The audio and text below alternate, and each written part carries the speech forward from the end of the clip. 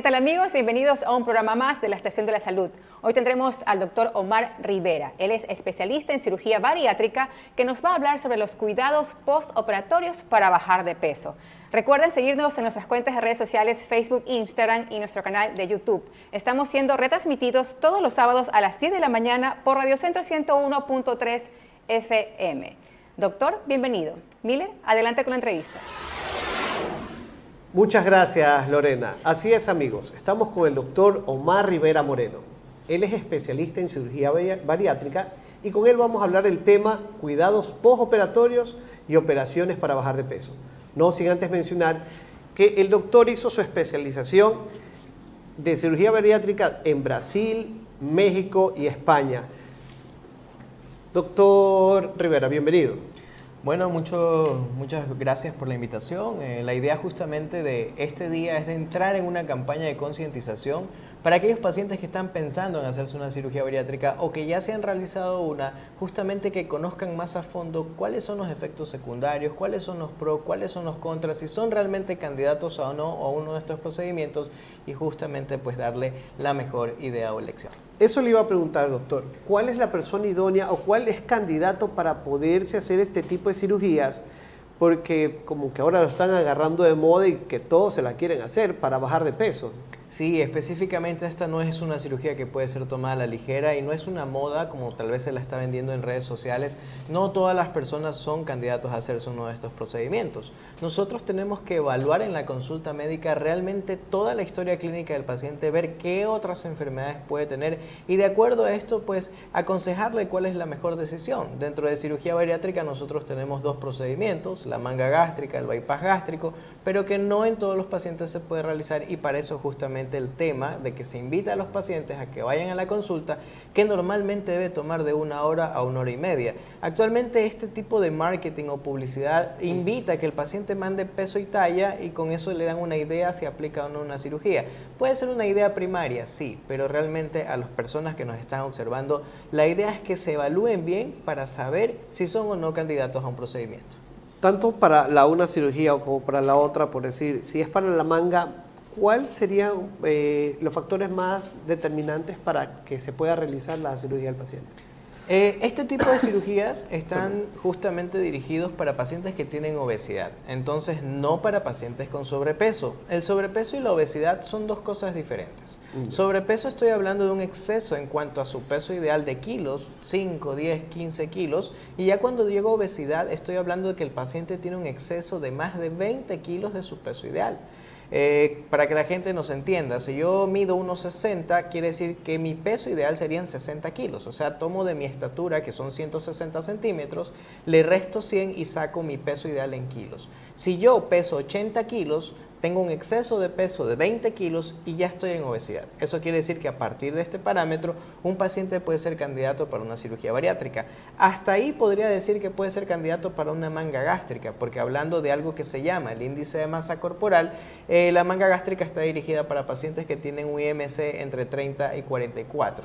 Ya cuando el paciente tiene una obesidad mucho mayor a 45, se recomienda un bypass gástrico. Y más aún si el paciente tiene diabetes, porque la cirugía que tiene mayor impacto metabólico es justamente el bypass gástrico. Doctor, pero he escuchado y he visto algunos casos cercanos que se hacen este tipo de cirugías y como que no quedan muy conformes, no por la bajada del peso, sino que es porque ingieren algún alimento y lo terminan vomitando. Se comienza a cambiar el genio, el humor del paciente, comienzan a ser como un poco más arisco, se molestan, se irritan muy fácilmente. ¿Será también algún problema, causa problemas psicológicos, se altera el metabolismo? ¿Qué nomás sucede con este tipo de cirugías? Efectivamente es ahí donde nosotros hemos identificado los problemas. Actualmente tengo pacientes que se han operado por otros colegas y que me dicen, doctor, yo me operé, nunca más volví a ver al cirujano y realmente pues no sabía qué comer, no sabía cómo comer, pasaba vomitando. Y eso es algo que diferencian a los pacientes que son de mi grupo, ¿no? Siempre que se encuentran con pacientes que en la calle de otros colegas, ellos me dicen, doctor, ese paciente tiene una formación muy diferente a cómo usted me guió. Y es aquí donde es realmente el antes y el después que maneja el éxito a largo plazo de uno de estos procedimientos. Siempre le digo a los usuarios, si tú haces una cirugía bariátrica, esto es como un matrimonio sin divorcio. No es me opero y nunca más volví a asistir a la consulta, no. Es el deber del paciente y del médico tener un seguimiento mínimo que sea de 1 año, tiene que verlo al mes, 2 meses, 3 meses, 6 meses, 9 meses, al año, y la idea es que después del año sea cada 6 meses, pero eso es lo que lamentablemente no se está viendo. ¿Por qué? Es el médico el que debe enseñarle a comer. Estos pacientes, si hay alguien que nos está viendo y se ha hecho una cirugía bariátrica, deben conocer que no pueden comer y beber al mismo tiempo. Si toman algo líquido, tienen que esperar 30 minutos para algo sólido. Si comen algo sólido, tienen que esperar 1 hora para algo líquido. Sus pedazos tienen que ser menor a 1 centímetro de diámetro y tienen que masticar de 20 a 30 veces. O sea, es todo un proceso que si yo como médico no se lo enseño al paciente después de la cirugía, él no va a saber, y vienen estos problemas, que el paciente come y vomita, no sabe realmente qué hacer, porque cuando no sabe estas técnicas de alimentación, el paciente está comiendo y se queda frío, pálido, sudoroso, frío, siente como que se atora, y la gente que está alrededor se asusta, y justamente alguien puede llegar y decir, ¿te pasa algo? Y le dan un vaso de agua. Ese es el peor error. Si tú tienes una cirugía bariátrica y alguien te hizo esto y tomaste agua, pues el efecto va a aumentar. Porque es como tener un embudo. Si yo tengo un embudo y al embudo le echo 2 botellas de agua al mismo tiempo, ¿qué pasa? Rebosan, no pasan. Entonces lo mismo va a pasar aquí. Y los síntomas aumentan. Entonces yo siempre le digo al paciente, si te llega a ocurrir algo así, párate, estírate, camina un poquito y pues si ya no te pasa, no hay de otra, hay que ir al baño a vomitar. Pero esto es prevenible porque el médico debe enseñarle las técnicas de alimentación. Un paciente que pasa vomitando no es un paciente que está bien y quiere decir que hay algún problema tanto de su tolerancia postoperatoria o incluso a veces es técnica. Otra de las cosas que yo le digo a los pacientes, yo cuando hago cirugías publico algo que se llama manga gástrica perfecta. No es perfecta porque la hice yo, es porque así debe verse de manera en todos los cirujanos, como una J, como es el estómago, o como una C. Si usted ve un estómago que no tiene esta forma y está torcido, o como cuando yo agarro una toalla y la escurro, eso se llama torsión gástrica y eso puede presentar problemas a largo plazo. Y esos son los pacientes que, pese a las técnicas de alimentación, luego de 6 o 9 meses, pasan vomitando. Entonces, eso pasa porque tal vez el usuario no eligió correctamente a su profesional. Por eso siempre las personas deben certificarse que su médico tiene una correcta formación, que es lo importante, y evidenciar. Ahorita tenemos la facilidad de las redes sociales, entonces puedo agarrar un testimonio de un paciente y preguntarle realmente cómo fue la experiencia. Obviamente, no todo lo que está en redes realmente es cierto, por eso el usuario debe asesorarse de una manera correcta. Doctor, usted nombraba sobre la tolerancia de algunos alimentos. Después de estas cirugías se ve que los pacientes quedan con intolerancia a X alimentos.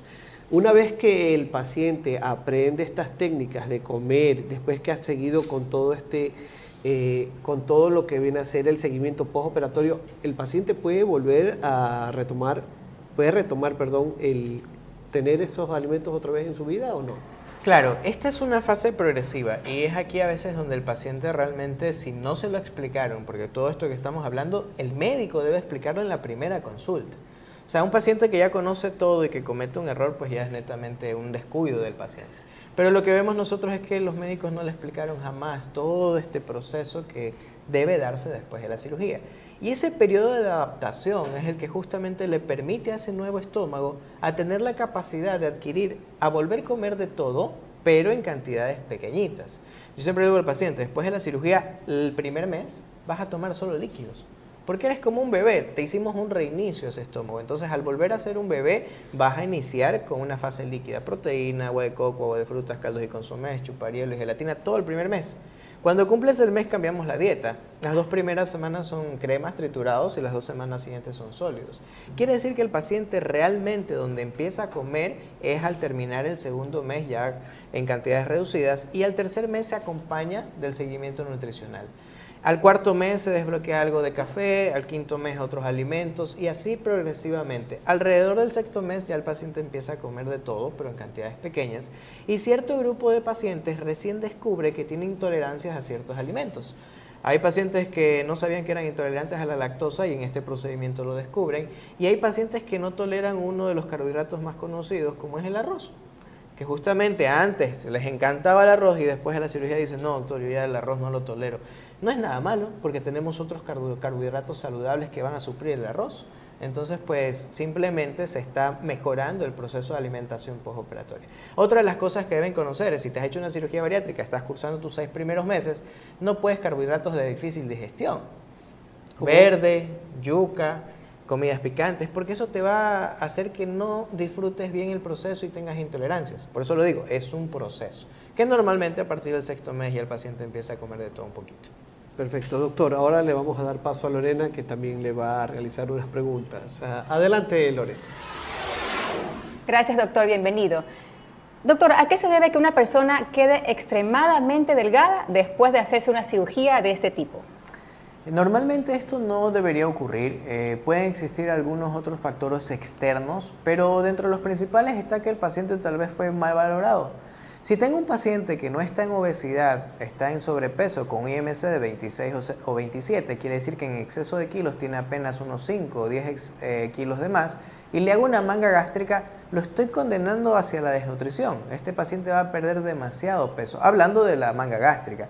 Si tengo por otro lado un bypass, el bypass es una cirugía que es malabsortiva, entonces al hacer la conexión directa de un nuevo estómago al intestino, esto debe ser personalizado. A veces esta cirugía es estandarizada, quiere decir que tengo 10 pacientes de diferentes pesos y a los 10 les hago el mismo conteo de intestino y tampoco es así. Tengo que hacerlo personalizado de acuerdo al grado de obesidad que el paciente tiene, porque si yo hago un conteo de intestino mayor, el paciente va a tener más mala absorción y puede tener obviamente una pérdida de peso mayor que la que nosotros esperamos. Doctor, ¿estas cirugías podrían causar algún tipo de ansiedad en el paciente?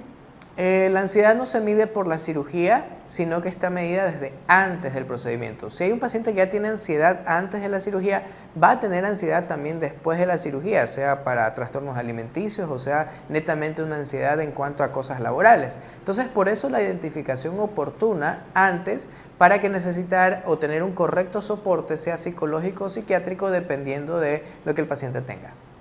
¿Cuál es la mejor cirugía según su criterio para bajar de peso? Tenemos pues la manga gástrica, el bypass gástrico. No es que una es mejor que la otra, no. La cirugía va encaminada a lo que el paciente necesite. Por eso siempre le digo a los pacientes, la idea es que tú asistas a la consulta, te hacemos una evaluación primaria, aquí determinamos cuál de las dos de cirugía es la mejor hasta ese momento, pero la decisión final siempre se va a tomar luego de hacer todos los exámenes, que te vea el gastroenterólogo, el cardiólogo, el imagenólogo, porque es ahí cuando yo puedo determinar realmente si eres candidato a una manga gástrica o a un bypass gástrico. Debe ser totalmente personalizado. Es correcto. ¿Cuáles son los riesgos tal vez para realizarse este tipo de cirugías? Todo procedimiento quirúrgico tiene riesgo, siempre digo a las personas, desde el momento en que tú tal vez te saques una uña, algo tan insignificante, puede que ahí donde tenías la uña te entre una bacteria y te pueda dar una infección que pueda afectar a todo tu cuerpo y te puede llevar a la muerte. Puede que en esa uña la anestesia se vaya al torrente circulatorio y te puede dar una arritmia, te puede dar un infarto y te puede llevar a la muerte. Algo tan pequeño como una uña. Estas son cirugías grandes. Al ser cirugías grandes tienen sus propias complicaciones, pero es el deber del médico y del grupo bariátrico hacer todos los exámenes antes de la cirugía para que la cirugía sea segura. O sea, ¿qué quiero decir con esto? Que no es una cirugía que requiere solamente un examen de sangre y un electrocardiograma y voy a quirófano, no. Tiene que haber una evaluación integral para evitar estas complicaciones. Dentro de lo que está descrito, lo más frecuente, puede haber una fuga, una fístula, una infección intraabdominal, una peritonitis, un sangrado. La idea es evitar, repito, estas complicaciones y eso lo hacemos con 3 parámetros importantes. Primero, un preoperatorio que debe ser estricto. Si el paciente no cumple todos los exámenes previos, no debería operarse. Segundo, un checklist de cirugía segura, es decir, que todo el equipo médico debe conocer justamente el caso del paciente. Y tercero, pues las grapas o insumos que deben ser de la mejor calidad para evitar complicaciones. De hecho, doctor, hay personas que lo toman como una moda. Correcto, actualmente vemos que lo hacen como moda, se lo hizo un amigo, un vecino que tal vez no tenía el peso acorde y ven como una manera fácil para perder peso. Siempre en la consulta se le dice al paciente, nosotros tenemos que ver si tú ya agotaste los recursos tradicionales. Obviamente si eres un paciente obeso y si ya hiciste dieta y ejercicio, puedes tener a veces otras enfermedades metabólicas que no sepas que tengas, entonces ahí está dirigida la cirugía. Pero repito, la historia clínica y la consulta, que normalmente me puede tomar 1 hora, es donde realmente se determina si el paciente es candidato o no. Gracias, doctor, por sus respuestas. No, de nada, que tenga un lindo día. Gracias. Muchas gracias, Lore. Doctor, quería preguntarle también, en este seguimiento postoperatorio, ¿también se lleva un seguimiento psicológico con el paciente? Porque me imagino que un paciente que toda su vida o parte de la vida fue con un peso algo excesivo y después comienza a bajar, a bajar, a bajar, la mente de la persona no piensa como gordito y después ya su estómago está queriendo comer más y el cerebro le pide más, pero ya el estómago no le da. Claro, nosotros, y es mi deber como médico en la primera consulta, como lo decía anteriormente, en esa que me toma de 1 hora, 1 hora y media, identificar otros trastornos en el paciente. Porque realmente para eso sirve la historia clínica. Para ver si el paciente tiene trastornos de ansiedad, trastornos de depresión, que a veces están ligados a factores de estrés. Y se llaman como trastornos alimenticios. Ejemplo, si yo tengo un paciente que me dice, doctor, yo cuando estoy muy estresado, quiero comerme la nevera entera, es un paciente que tiene un trastorno alimenticio de ansiedad. Entonces, en él yo identifico que muy probablemente puede necesitar una consulta psicológica o psiquiátrica antes de la cirugía y después de la cirugía puede mantenerse con un soporte psicológico. Pero es totalmente prevenible y como lo dije anteriormente, el detalle está en que esto no se identifica y a veces los pacientes pues no saben que tenían estos trastornos y luego de la cirugía recaen en ansiedad, otra vez por ciertos alimentos. Cuando también hay esta ansiedad por ciertos alimentos se puede tratar con el plan nutricional, pero si no pasa, tengo que hacer un soporte psicológico. Por eso el equipo de cirugía bariátrica debe tener dentro de su grupo un psicólogo y un psiquiatra para darle soporte a este grupo de pacientes. Doctor, también otra pregunta que le quería realizar es, ¿por qué la diferencia en valores para realizar la misma operación de médico a médico? Bueno, yo siempre le digo a la gente, y esto es un dicho popular, no de ahora, lo barato sale caro. O sea, estás poniendo en riesgo tu vida y tu bienestar. Un promedio de estas cirugías pueden ir de $5,000 a $8,000 o $9,000. Un promedio dependiendo del especialista, ¿no? Pero si alguien te quiere cobrar debajo de este valor, estamos hablando de valores irrisorios, $2,000, $2,500, $3,000, $3,500, realmente tienes que saber que el profesional va a ganar lo mismo. Donde está abaratando costos es en lo que va a poner en el paciente, en los insumos. Para que la gente lo entienda, una grapa de calidad puede costar de $200 a $400. Por cirugía se pueden ir de 6 a 8, pero existen también grapas que pueden costar de $20 a $40. Entonces estamos hablando de un enorme rango de diferencia de precio. Y eso sí tiene que ver con la aparición de complicaciones o la garantía postoperatoria. Entonces, o sea, es deber del usuario también tener un poquito de conciencia y asesorarse bien de que sí, lo barato puede salir caro. ¿Y cómo saber que me están poniendo las grapas que deberían estar dentro del cuerpo? Claro, yo siempre le digo a los pacientes, le doy las marcas, no voy a mencionar las marcas por conflictos de interés, no estamos haciendo publicidad de una marca de grapa, pero antes en la cirugía, aquí está tu grapa, mira, esta es la marca, ¿ok? Incluso las grapas a veces vienen con unos stickers, que es un registro de calidad, que si hay un paciente que me lo pide, se lo doy. Es como cuando se ponen un implante de mama que trae un número, un chip, igual. Aquí está tu grapita, una hojita, cuando me lo piden, aquí están los stickers. Entonces él tiene la seguridad de qué tipo de grapa le pusieron. Que eso, pues lamentablemente, si se utilizan grapas de menor calidad, traen su registro, pero sí se ve la diferencia. O sea, obviamente de la marca, la calidad y todo eso. ¿El bajar la calidad de estos insumos puede llegar a una complicación a futuro o a la muerte? Claro que sí. O sea, para que un producto en salud esté en servicio, entre comillas, ya pasó todas sus revisiones, tiene su registro sanitario y debería estar comprobado que funciona. Pero repito, no es lo mismo tener un Ferrari, un Lamborghini, a tener un carro, disculpen las marcas, Chevrolet o como dice la canción, un Renault Twingo, ¿no? No es lo mismo. Entonces sí, puede que funcione bien, pero puede llegar a un punto en el cual falle. Y realmente, pues donde falla es donde se ven los problemas. Doctor, aparte de esto, ¿qué otro cuidado se debe tener así, de cajón, exhaustivo, una vez que el paciente ya ha tenido la operación? ¿Cuáles serían, para ir enumerando para ir viendo cuáles son los cuidados que debería tener el paciente? Claro, el primero que ya lo mencionamos anteriormente, que es el acompañamiento tanto médico como nutricional, que es el que me va a dar a mí la dieta y cómo pues voy a alimentarme. Y el segundo es el conocimiento de la suplementación.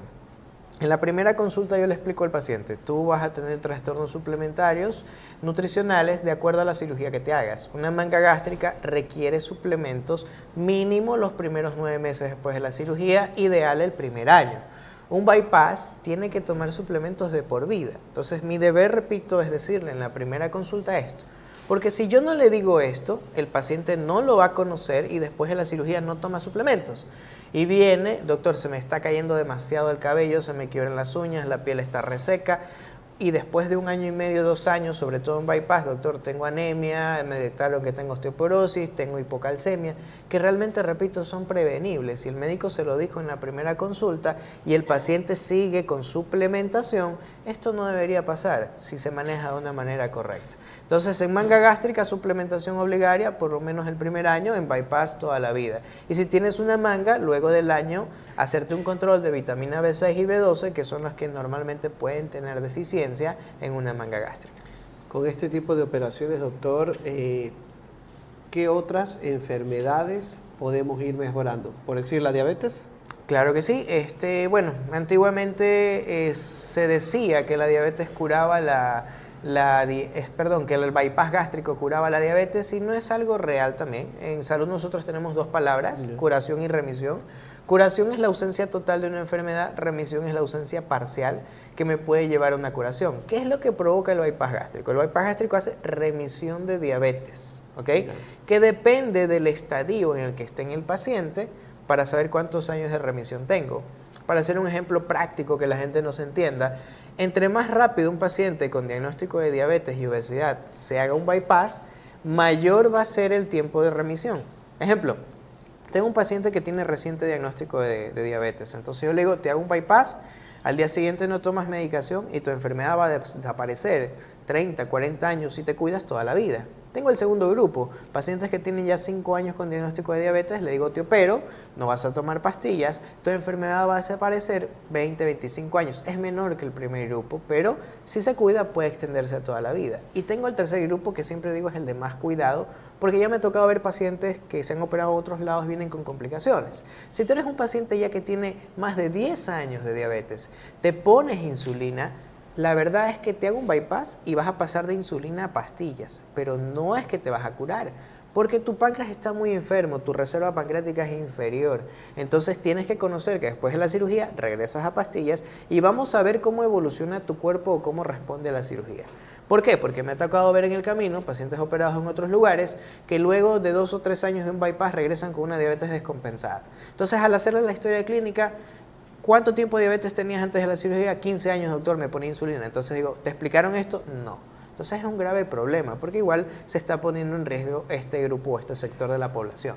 Hay pacientes que pueden ser menor de edad. ¿En niños se puede hacer este tipo de cirugía o no? Ok, nosotros nos regimos a la IPSO, que son Federaciones Internacionales para el Control de Obesidad, donde dice que un paciente puede ser candidato desde los 14 años hasta los 70 más o menos. Yo digo, considero seguro hacer una cirugía desde los 14 hasta los 66, 67 para disminuir los riesgos de complicaciones o de mortalidad. Hablando de las partes inferiores, cuando tengo un adolescente, tiene que cumplir criterios y por lo general van relacionados a obesidad. Si tengo un paciente de 14 años que tiene una superobesidad, estamos hablando que tiene un exceso de kilos de 50, 60 kilos, ahí es donde realmente debería ser aplicada. Doctor Rivera, después de las operaciones que se les realizan a los pacientes, ¿qué se le prohíbe realmente a ellos? ¿Qué es lo que ya no pueden hacer o no deberían hacer? Claro, este es otro tema controversial. En el camino, pacientes que están en proceso de operarse conmigo me dicen, pero mi primo, mi amigo que se operó en otro lado me dijo que pues yo después de la cirugía voy a poder tomar cerveza, cola, champán como antes. Y la respuesta es no. Siempre en la primera consulta yo les digo, un segmento de mi consulta es prohibiciones. Le digo, lo único que yo te voy a prohibir después de la cirugía es todas las bebidas carbonatadas, todas las bebidas que tengan gas.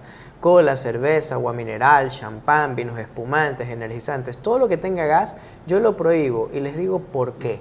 Es como tener un globito desinflado. Yo tengo un globito desinflado al cual todos los días yo lo soplo un poquito y lo dilato. Tarde o temprano el globo se termina inflando. Lo mismo ocurre en estas cirugías y sobre todo en manga gástrica. puedo hacer que cada vez que tome gas la cirugía se vaya dilatando, y este son el grupo de pacientes que luego de 3 o 4 años reganaron peso. En el medio pues vemos bastante, y es netamente por desinformación, porque cuando a mí me llega un paciente con reganancia de peso, dentro de la historia clínica le pregunto, ¿tú sabías que no podías tomar cola o cerveza? No, doctora, a mí no me dijeron. Entonces yo, después de 2 meses de la cirugía, tomaba cerveza como antes, y ahí se ven las consecuencias a largo plazo. Porque obviamente esto no se mide en el primer año de la cirugía, esto se ve 2 o 3 años si el paciente ha tenido este mal hábito de otra vez tomar cerveza y cola, pues general en mayor frecuencia. Consejos para todos nuestros radioescuchas, para todos nuestros seguidores, los que nos están viendo también, ¿cuáles serían que les pueda usted enumerar o dar? El primer consejo, si estás pensando en hacerte una cirugía bariátrica, averigua bastante del procedimiento, y lo mejor va a ser asistir a la consulta del médico. El médico que usted elija, pero vaya a la consulta, porque en la consulta es donde usted debería conocer todo lo poquito que hemos hablado y otras cosas que vienen más a fondo. Ahí es donde el médico establece la relación médico-paciente y realmente pues ve si tengo confianza, si el médico realmente sabe, si vemos un nivel de conocimiento y todo lo demás. En primer lugar. En segundo lugar, justamente cerciorarse de que la cirugía sea realizada en una institución que tenga pues todo lo mínimo indispensable para hacer estas cirugías seguras. Estamos hablando de clínicas con un nivel 2 o 3 o nivel incluso superior, para que la cirugía se haga de manera segura. ¿Qué quiere decir? Que no puedo ir a realizarme estas cirugías a una casa de 3 pisos que no tenga terapia intensiva, como también hay gente que pues lo está haciendo. No, tiene que ser una institución grande, donde obviamente me garantice a mí que, Dios no quiera, haya una complicación, tengan el mismo lugar cómo resolverla. Tercero, casos, tenemos redes sociales, averiguar testimonios de otros pacientes que se han operado para ver cómo les ha ido, ¿no? Y eso es muy importante dentro de los consejos principales que le puedo dar a un paciente que esté pensando en hacerse la cirugía. Y si ya te hiciste la cirugía, pues justamente no te olvides de tus suplementos, que son importantes. Si tienes una manga gástrica, toma tu suplementación durante 1 año mínimo, y si tienes un bypass, toma los suplementos de por vida. Y si no sabías esto, pues trata de regresar a tu médico para que empieces a suplementarte para evitar trastornos nutricionales a largo plazo. Perfecto. Doctor, ¿dónde lo pueden ubicar? ¿Cómo pueden hacer todas las personas que nos siguen para que puedan tener una consulta con usted? Estamos ubicados en el Omni Hospital, en el Torre Vitalis 2, consultorio 511, en el Inter Hospital, en el consultorio 406, también estamos en Manta, tenemos un consultorio en Gastrovita, en el edificio de la Fortaleza, en todas las redes sociales como dr.omar.rivera, página web dromarrivera.com, y el número de contacto 0994-350462, 0994-350462. Doctor Rivera, ha sido un gusto tenerlo acá en el programa. Muchísimas gracias. No, el placer es todo mío, y un abrazo a todos los radioyentes que nos escuchan este día. Gracias, gracias, doctor.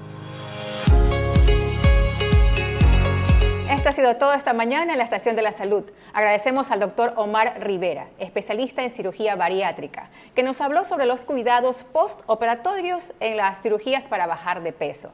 Recuerden seguirnos en nuestras cuentas de redes sociales, Facebook, Instagram y por supuesto en nuestro canal de YouTube. Estamos siendo retransmitidos todos los sábados a las 10 de la mañana por Radio Centro 101.3 FM. Para comentarios y sugerencias a nuestro WhatsApp 0999 50 28 41. Nos vemos en una próxima emisión aquí en la Estación de la Salud. Un fuerte abrazo para todos ustedes.